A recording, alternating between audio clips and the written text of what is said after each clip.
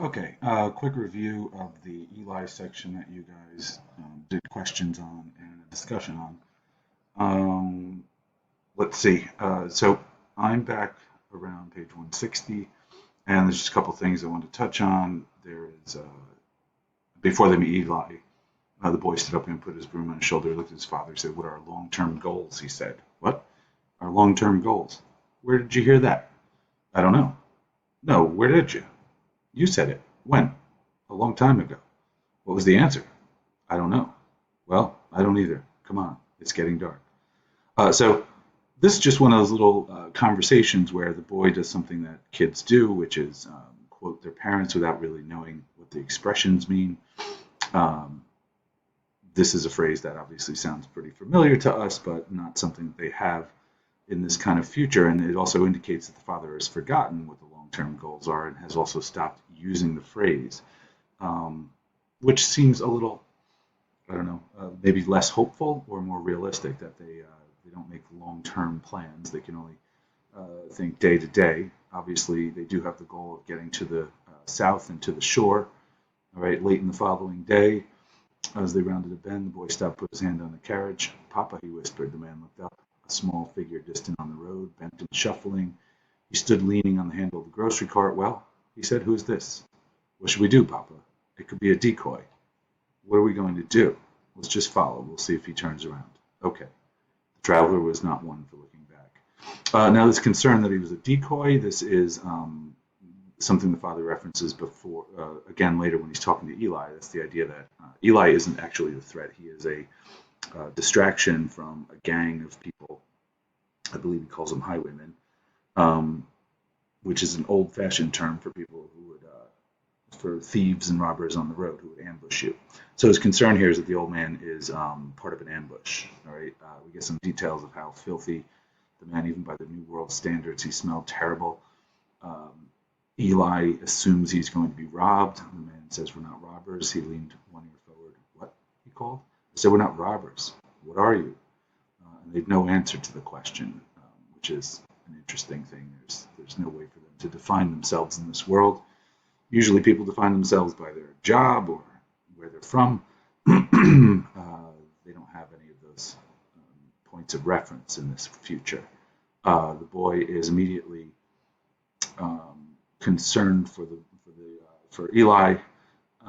He's just scared. "Papa, tell me we won't hurt him." The old man shook his head from side to side, his fingers laced in his filthy hair. The boy looked up at his father.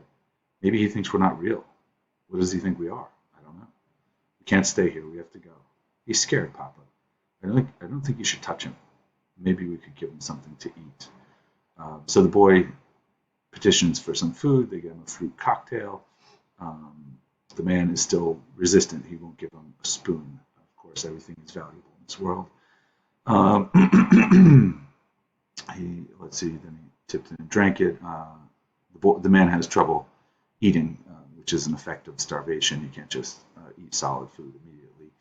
The boy turned and looked at him. "I know what the question is," the man said. "There is none." "The answer is no." "What's the question?" "Can we keep him?" "We can't." "I know. You know." "Yeah. All right. Can we give him something else?" "Let's see what he does with this." They watched him eat. When he was done, he sat holding the empty tin and looking down into it as if more might appear. "What do you want to give him?" What do you think you should have?" "I don't think you should have anything. What do you want to give him?" "We could cook something on the stove he could eat with us." "You're talking about stopping for the night?" "Yeah." He looked down at the old man and he looked at the road. "All right," he said, "but then tomorrow we go on." The boy didn't answer. "That's the best deal you're going to get." "Okay." Okay means okay. It doesn't mean we negotiate another deal tomorrow. What's negotiate? It means talk about something, about it some more and come up with some other deal. There is no other deal. This is it. Okay. Okay. So the father gives in pretty quickly. He realizes there's no way this is not a battle he wants to have with the son, even though he doesn't want to spend time. He doesn't want to stop yet. And he certainly doesn't want to share his provisions. There's some mystery to Eli right off the bat. How has he survived? Um, he has mysterious answers. He doesn't seem to remember when he ate last. He invites him um, to eat something. Eli actually asks what. I guess maybe concerned that these are cannibals with food, which would be good that Eli doesn't eat people. Uh, He seems to lie about his age. He says, "How old are you?" "I'm 90." "No, you're not." "Okay." "Is that what you tell people?" "What people?" "Any people." "I guess so." "So they won't hurt you?" "Yes." "Does that work?" "No." So, and again, Eli is very passive. The man establishes his sort of power over that when he says, "What's in your pack?" And the man says, "I know I can look what's in there." He asks his name. He's curious about why the man calls himself Eli. Uh, there's a reference to the description of him sitting like a starved and threadbare Buddha staring into the coals. "You can't go with us, you know," the man said. He nodded. "How long have you been on the road?" "I was always on the road. You can't stay in one place." "How do you live?" "I just keep going. I knew this was coming." "You knew this was coming?" "Yeah, this or something like it. I always believed in it." "Did you try to get ready for it?" "No. What would you do?" "I don't know. People were always getting ready for tomorrow. I didn't believe in that. Tomorrow wasn't getting ready for them. I didn't even know they were there." So this is sort of a nihilistic view of the world. The man Eli doesn't believe maybe the sort of common phrase "everything happens for a reason." Eli thinks more in terms of the future doesn't care about you, and he had a pessimistic view that this stuff this ending was coming, that it was inevitable. They talk about the nature of existence in this world. And he says nobody wants to be here, but nobody wants to leave. Uh, then he looked at the man. The man could see his small eyes watching him in the firelight. God knows what those eyes saw. So the man still has suspicion. This is a reading of what's in the man's head. He got up to pile more wood on the fire, and he raked the coals back from the dead leaves. The red sparks rose, and a shudder and died in the blackness overhead. The old man drank the last of his coffee and set the bowl down before him. And leaning toward the heat with his hands out, the man watched him. "How would you know if you were the last man on earth?" he said. Now, these are not practical questions. These are sort of philosophical questions. Some of them are confusing, although this one's pretty clear. How would you know if you were the last person? Which is kind of a question the man and the boy have been pondering to some degree or another. Are there other good people? Is there another man and boy somewhere else? Are these two the actual last people? Then there is, of course, this conversation about God. You can kind of understand how these characters might feel abandoned by such a thing. Uh, how could God let this happen? This, of course, is a confusing line. There is no God, and we are his prophets. And I was saying to some kids that a prophet is someone who hears God and repeats his message to humanity. If there is no God, the messenger is delivering a message of emptiness, of void. Right? Again, this is poetic. Your interpretations are fine, whatever they are. They're mystical, maybe. All right. And this is also an aspect of that. How does Eli survive? The man and boy are very careful, and even though the man is sick, he's not nearly as bad off as Eli. And Eli gives answers that are confusing, that people give him things. Now, this could go either way. Maybe it's true, and therefore the boy's more optimistic view, that there's other good guys out there, might be true, that people actually do give him things. Our main character, the man, does not believe that. In fact, he said to eat, and he says, "No, they don't." And then Eli points out, "Well, you did." And the man says, "No, I didn't. The boy did." Um, and Eli says, "There's other people on the road. You're not the only ones." "Are you the only one?" The old man peered warily. "What do you mean?" he said. "Are there people with you?" "What people?" "Any people." "There's not any people. What are you talking about?" "I'm talking about you, about what line of work you might be in." All right, our main character, the man, is suspicious. The old man didn't answer. "I suppose you want to go with us." "Go with you?" "Yes." "You won't take me with you.